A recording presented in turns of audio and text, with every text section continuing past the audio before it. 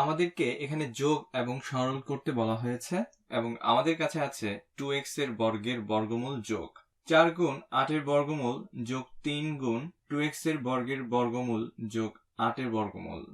তো আমরা খানিকটা যোগ করতে পারি। আমরা প্রথমে সরল করে তারপর যোগ করতে পারি, অথবা প্রথমে যোগ করে এরপর সরল করতে পারি, কিন্তু আমরা চাইলে এখনই যোগ করতে পারি। তাহলে চলো তাই করি। ঠিক এখানে আমার আছে 2x এর বর্গের বর্গমূল ও এখানে আছে 3 গুণ 2x এর বর্গের বর্গমূল।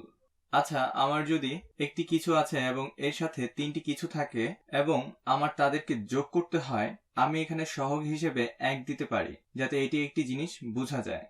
এবং আরো তিনটি একই জিনিস আছে, কিন্তু যদি একটি জিনিস ও তিনটি জিনিস একসাথে যোগ করি আমি 4টি জিনিস পাবো। তাহলে এটি হবে 4 গুণ 2x এর বর্গের বর্গমূল। এটা কিছুটা বিভ্রান্তিকর। ধরলাম পুরো 2x এর বর্গের বর্গমূল একটি চলক। ধরি এই পুরো অংশটি a এবং এই জিনিসটিকেও এই বললাম, কারণ তারা একই। তোমার একটি a আছে যোগ 3টি a যা দিল 4টি a। এক্ষেত্রে a হলো এখানের এই পুরো অংশটি। সুতরাং রাশিগুলো যোগ করে ফেললাম। তারপর চিন্তা করতে চাই, আমাদের আছে 4টি a এর বর্গমূল এবং আরো আছে একটি a এর বর্গমূল। তো একইভাবে করে ফেলতে পারবো।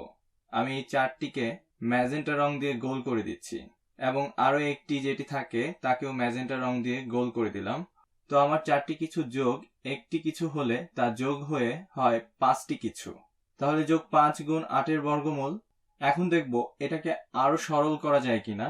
আমাদের 4টি কিছু এবং 5টি অন্য কিছু আছে।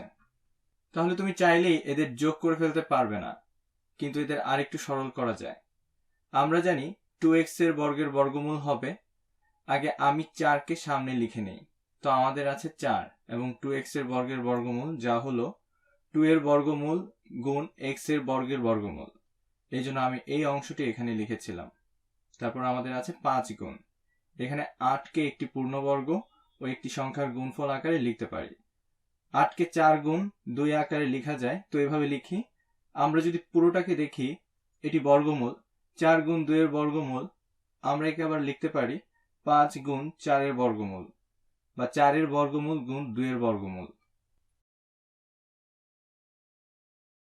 এবং এখানে কাকে সরল করতে পারবো?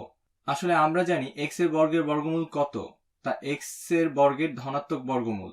তা শুধু x না, তুমি হয়তো বলতে পারো এটি x, কিন্তু যেহেতু আমরা জানি এটি ধনাত্মক বর্গমূল, আমাদের তাই বলতে হবে এটি x এর পরম মান, কারণ x ঋণাত্মকও হতে পারে।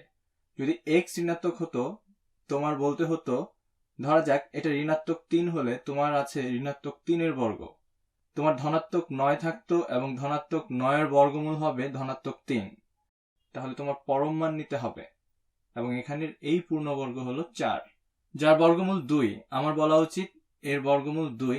এখন তোমার আছে, আমরা যদি ক্রমটি পরিবর্তন করে গুণ করি, এখানে তোমার আছে 4 গুণ x এর পরম মান, 4 গুণ x এর পরম মান গুণ 2 এর বর্গমূল, গুণ 2 এর বর্গমূল। আমি হলুদ রং দিয়েই করতে চাই।